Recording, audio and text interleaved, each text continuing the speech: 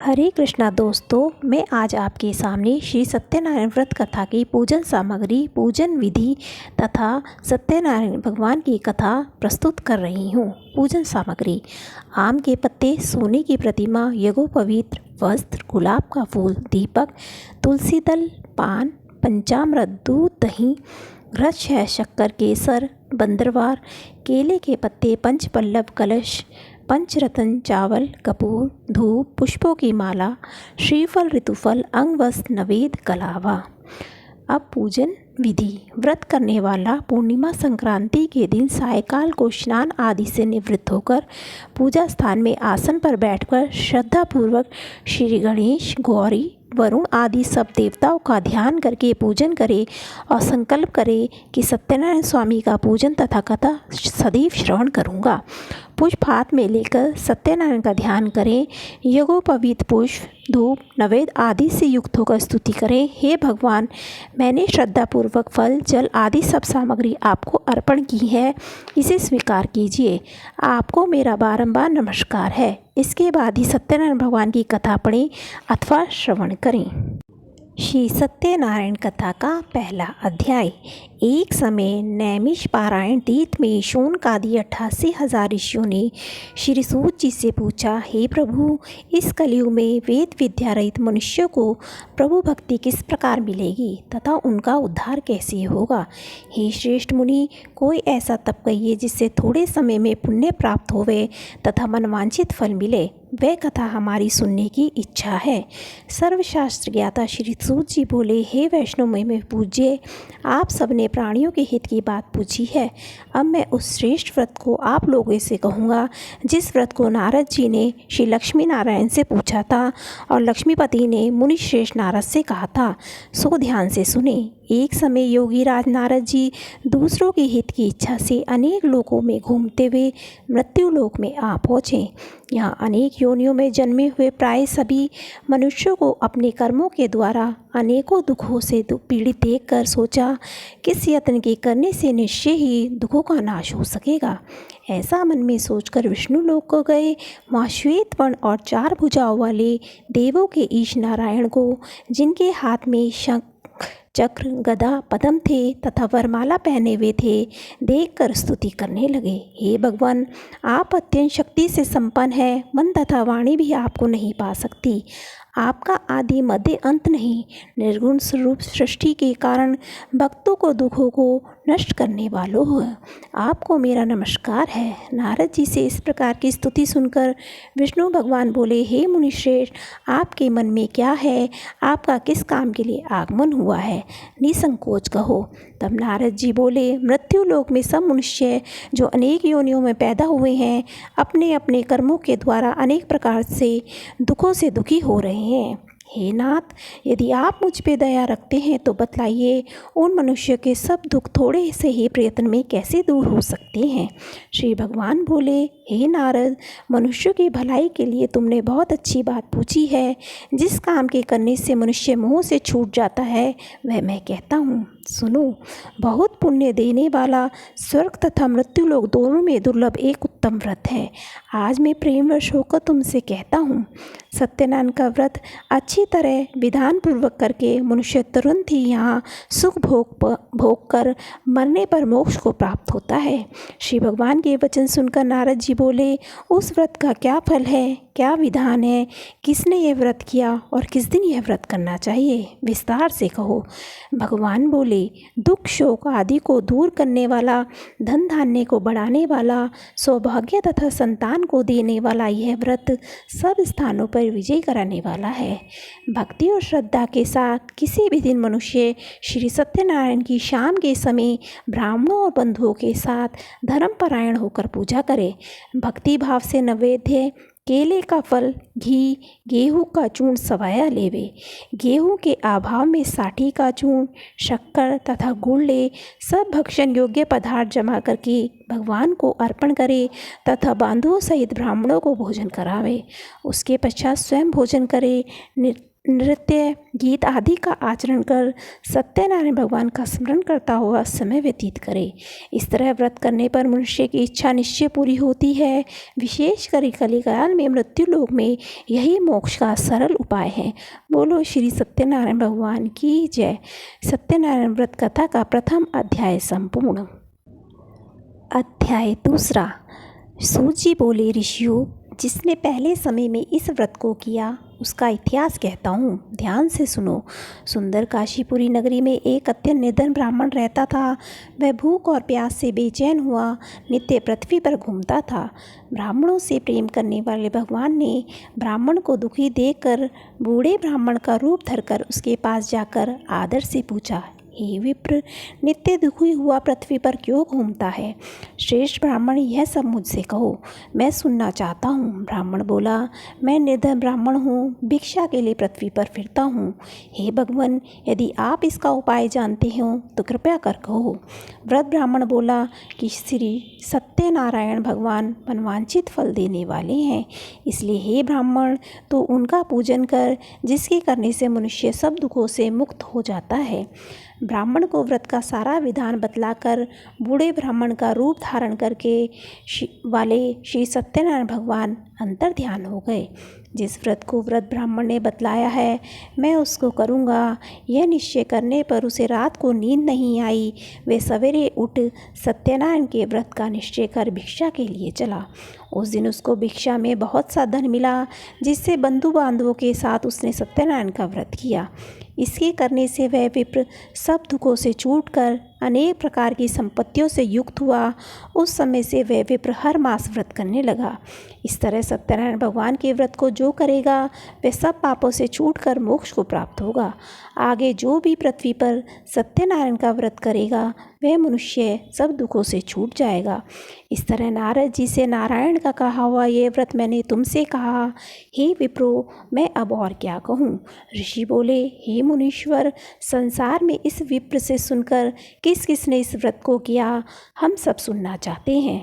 इसके लिए हमारे मन में श्रद्धा है। सूत जी बोले, मुनियों, जिसने इस व्रत को किया वह सुनो। एक समय एक ब्राह्मण धन ऐश्वर्य के अनुसार बंधु बांधवों के साथ व्रत करने को तैयार हुआ। उसी समय एक लकड़ी बेचने वाला बूढ़ा ब्राह्मण आया। बाहर लकड़ियों को रखकर विप्र के मकान में गया। प्यास से दुखी लकड़हारा उनको व्रत करते देख विप्र को नमस्कार कहने लगा, आप ये क्या कर रहे हैं? इसके करने का क्या फल है? कृपया कर मुझसे कहिए। ब्राह्मण ने कहा, सब मनोकामनाओं को पूर्ण करने वाला ये सत्यनारायण भगवान का व्रत है। इसकी ही कृपा से मेरे यहाँ धन धान्य आदि की वृद्धि हुई है। विप्र से इस व्रत के बारे में जानकर लक्कड़हारा बहुत प्रसन्न हुआ। चरणामृत ले और प्रसाद खाने के बाद अपने घर को गया। लक्कड़हारे ने अपने मन में इस प्रकार संकल्प किया, आज ग्राम में लकड़ी बेचने से जो धन मिलेगा उससे सत्यनारायण देव का उत्तम व्रत करूँगा। वह मन में विचार कर वह बूढ़ा ब्राह्मण लकड़ियाँ अपने सिर पर रखकर जिस नगर में धनवान लोग रहते थे ऐसे सुंदर नगर में गया। उस रोज़ वहाँ उसे उन लकड़ियों का दाम पहले दिनों से चौगुना मिला। तब वह बूढ़ा लकड़हारा दाम ले अति प्रसन्न होकर पक्के केले की फली, शक्कर, घी, दुग्ध, दही और गेहूं का चूर्ण इत्यादि सत्यनारायण भगवान के व्रत की कुल सामग्रियों को लेकर अपने घर गया। फिर उसने अपने भाइयों को बुलाकर विधि के साथ भगवान जी का पूजन और व्रत किया। उस व्रत के प्रभाव से वह बूढ़ा लकड़हारा धन पुत्र आदि से युक्त हुआ और संसार में समस्त सुख भोग कर बैकुंठ को चला गया। बोलो श्री सत्यनारायण की जय। श्री सत्यनारायण व्रत कथा का द्वितीय अध्याय संपूर्ण हुआ। श्री सत्यनारायण जी का तीसरा अध्याय। सूत जी बोले, हे श्रेष्ठ मुनियों, अब आगे की कथा कहता हूँ, सुनो। पहले समय में उल्कामुख नाम का एक बुद्धिमान राजा था। वह सत्यवक्ता और जितेंद्रिय था। प्रतिदिन देव स्थानों पर जाता तथा गरीबों को धन देकर उनके कष्ट दूर करता। उनकी पत्नी कमल के समान मुख वाली सती साध्वी थी। भद्रशिला नदी के तट पर उन दोनों ने श्री सत्यनारायण का व्रत किया। उस समय वहाँ एक साधु वैश्य आया। उसके पास व्यापार के लिए बहुत सा धन था। वह नाव को किनारे पर ठहराकर राजा के पास गया और राजा को व्रत करते हुए देखकर विनय के साथ पूछने लगा, हे राजन, भक्ति युक्त चित्त से आप ये क्या कर रहे हैं? मेरी सुनने की इच्छा है, सो आप मुझसे कहिए। राजा बोला, हे साधु, अपने बांधवों तथा पुत्र आदि की प्राप्ति के लिए एक महान शक्तिवान सत्यनारायण भगवान का व्रत व पूजन किया जा रहा है। राजा के वचन सुनकर साधु आदर से बोला, हे राजन, मुझसे इसका सब विधान कहो, मैं भी आपके कथा अनुसार इस व्रत को करूँगा। मेरे भी कोई संतान नहीं, इससे अवश्य होगी। राजा से सब विधान सुन व्यापार से निवृत्त हो वह आनंद के साथ घर गया। साधु ने अपनी स्त्री से संतान देने वाले उस व्रत का समाचार सुनाया और कहा, जब मेरे संतान होगी तब मैं इस व्रत को करूँगा। साधु ने ऐसे वचन अपनी स्त्री लीलावती से कहे। एक दिन उसकी स्त्री लीलावती पति के साथ आनंदित हो सांसारिक धर्म में प्रवृत्त होकर सत्यनारायण भगवान की कृपा से गर्भवती हो गई तथा 10वें महीने में उसे एक सुंदर कन्या का जन्म हुआ। वह दिनों दिन इस तरह बढ़ने लगी जैसे शुक्ल पक्ष का चंद्रमा बढ़ता है। कन्या का नाम कलावती रखा गया। तब लीलावती ने मीठे शब्दों में अपने पति से कहा, आपने जो संकल्प किया था भगवान का व्रत करूँगा, अब आप उसे करिए। साधु बोला, हे प्रिय, इसके विवाह पर करूँगा। इस प्रकार अपनी पत्नी को आश्वासन दे वह नगर को गया। कलावती पितृगृह में वृद्धि को प्राप्त हुई। साधु ने जब नगर में सखियों साथ अपनी पुत्री को खेलते देखा, तुरंत ही दूत बुलाकर कहा, पुत्री के वास्ते कोई योग्य वर देख के लाओ। साधु की आज्ञा पाकर दूत कंचन नगर पहुंचा। वहाँ बड़ी खोज और देखभाल कर लड़की के वास्ते योग्य वणिक पुत्र को ले आया। उस योग्य लड़के को देखकर साधु ने अपने बंधु बांधव सहित प्रसन्नचित्त अपनी पुत्री का विवाह उसके साथ कर दिया, किंतु दुर्भाग्य से वह विवाह के समय भी उस व्रत को करना भूल गया। तब श्री भगवान क्रोधित हो गए, श्राप दिया, तुम्हें दारुण दुख प्राप्त होगा।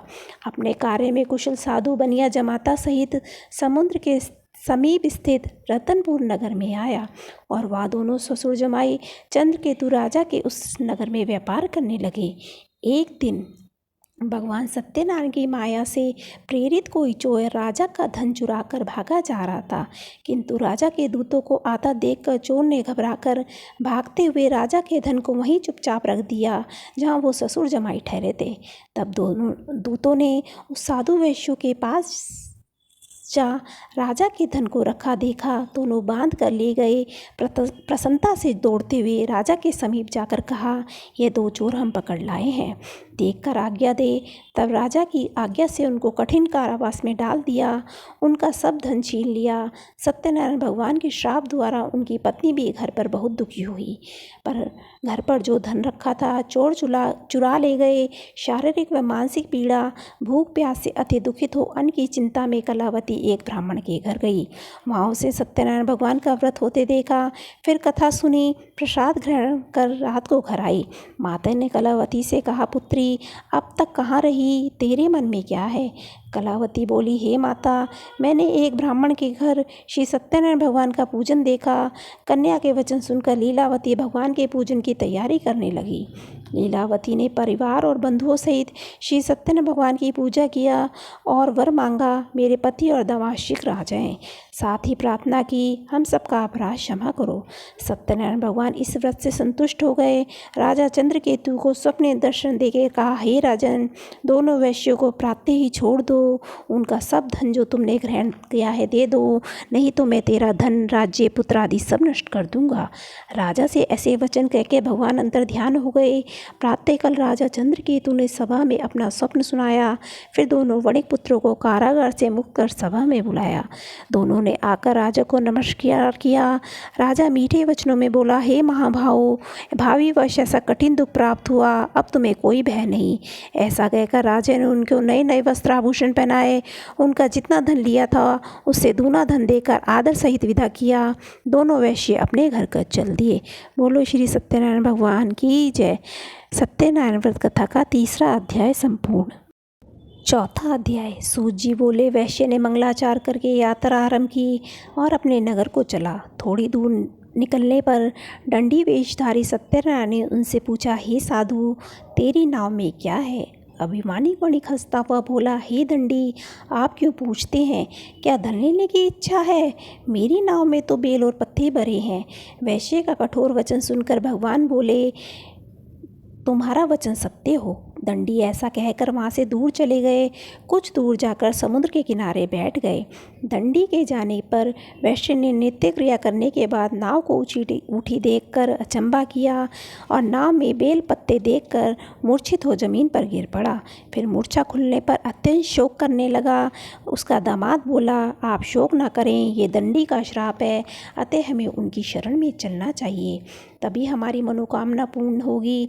दामाद के वचन सुन वह दंडी के पास पहुंचा। अत्यंत भक्ति भाव से नमस्कार कर बोला, मैंने जो आपसे असत्य वचन कहे थे उनको क्षमा करें। ऐसा कहकर महान शोकातुर हो रोने लगा।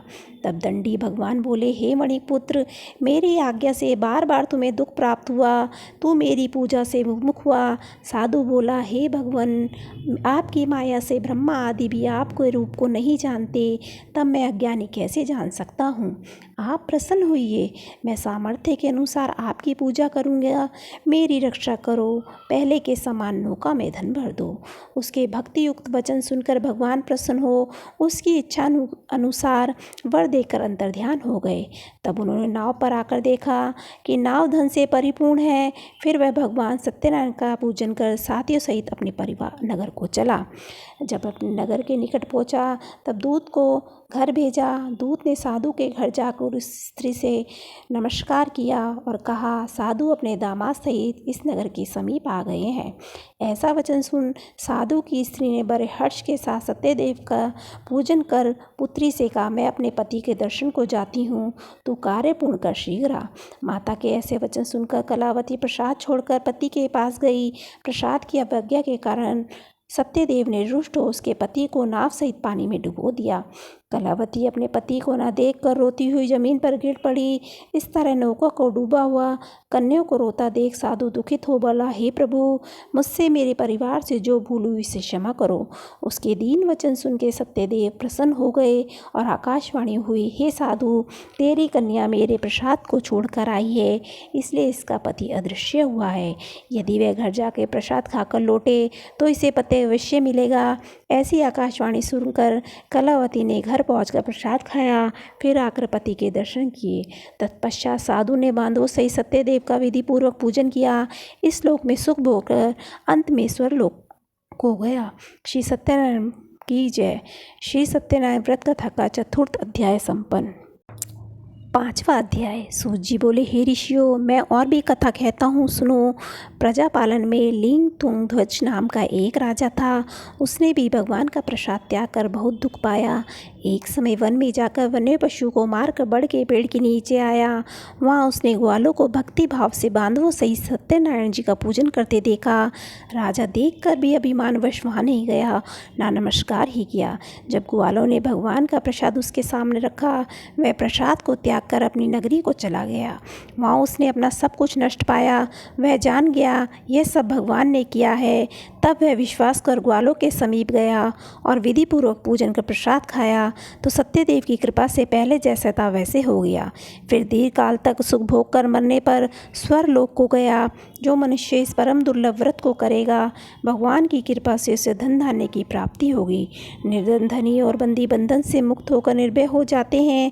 संतानहीनों को संतान प्राप्त होती है तथा सब मनोरथ पूर्ण होकर अंत में बैकुंठ को जाता है। जिन्होंने पहले इस व्रत को किया, अब उनके दूसरे जन्म की कथा कहता हूँ। व्रत शतानंद ब्राह्मण ने सुदामा का जन्म लेकर मोक्ष को पाया। उनका मुख नाम का राजा दशरथ होकर बैकुंठ को प्राप्त हुआ। साधु नाम के वैश्य ने मोर ध्वज बन अपने पुत्र को आरे से चीर कर मोक्ष को प्राप्त किया। महाराज दुंग ध्वज ने स्वयंभू होकर भगवान में भक्ति युक्त हो कर्म कर मोक्ष प्राप्त किया। बोलो श्री सत्यनारायण भगवान की जय। पांचवा अध्याय संपूर्ण हुआ।